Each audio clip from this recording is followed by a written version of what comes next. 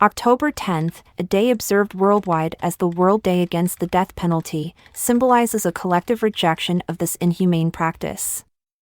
But as we commemorate this day, it's essential to shine a spotlight on Iran's bleak human rights record and executions, which make it a leading offender on the global stage. The Iranian regime stands out as one of the most significant perpetrators of human rights abuses.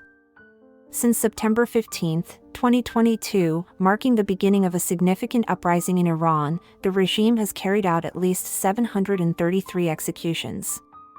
This alarming statistic is not only a grave injustice but also serves as a harsh reminder of the dire state of human rights in Iran.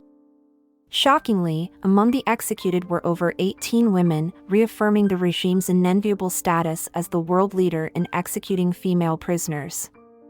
These women, too, deserve recognition and remembrance as victims of an unjust system. The Iranian regime's brutal execution machine shows no sign of slowing down.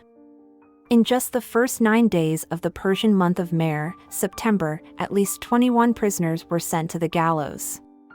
These deaths are in addition to the horrifying toll of over 750 protesters killed during the 2022 uprising. Disturbingly, Baluch citizens bear the brunt of this relentless killing spree. With the highest per capita execution rate, the Iranian regime has sentenced more than 128 Baluchi citizens to death since January 2023. The horrors don't end with executions. The Iranian regime continues to employ brutal tactics against political prisoners, subjecting them to torture and intensified pressures. These actions are designed to suppress dissent and silence those who dare to speak out against injustice. The plight of Iranian women remains deeply concerning. On October 1st, the morality police in Tehran assaulted a 16-year-old girl, Armida Garavand, for refusing to conform to the regime's misogynistic hijab rules. As a result of this assault, Armida is currently in a coma at a Tehran hospital. Her condition is shrouded in secrecy, and regime authorities have cruelly banned all visits, even from her own family. In July 2023, UN Special Rapporteur on Iran, Javaid Rehman, stated that the regime has weaponized the death penalty as an instrument of fear and depression.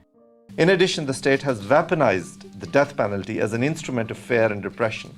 This was evident through the execution of well over 500 persons, of which less than 60 were made public.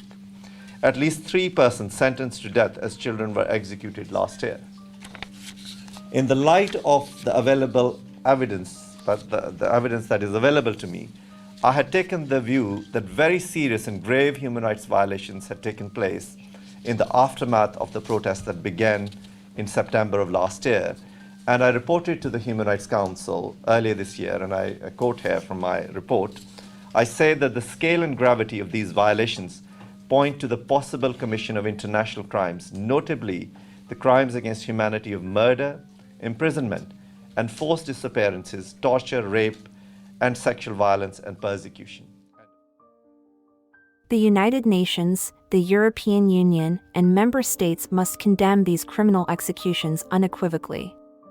It is time to take immediate and resolute action to halt the execution and killing operations perpetuated by the clerical regime. The regime's leaders, particularly Supreme Leader Ali Khamenei, President Ebrahim Raisi, and Judiciary Chief Gholam Hossein Mohseni Ejei, must be held accountable for their crimes against humanity.